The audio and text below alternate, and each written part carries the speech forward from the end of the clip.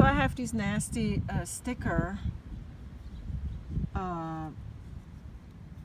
substance on my car, and I tried Gone, I tried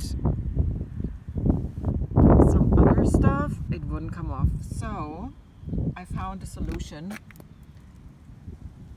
coconut oil. So I'm having a rag here, taking a little bit of that coconut oil, and I'm rubbing it on that nasty stuff. And what do you say? Coconut oil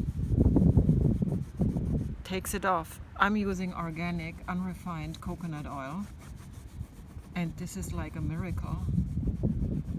It just is. I don't even scratch hard. I don't have to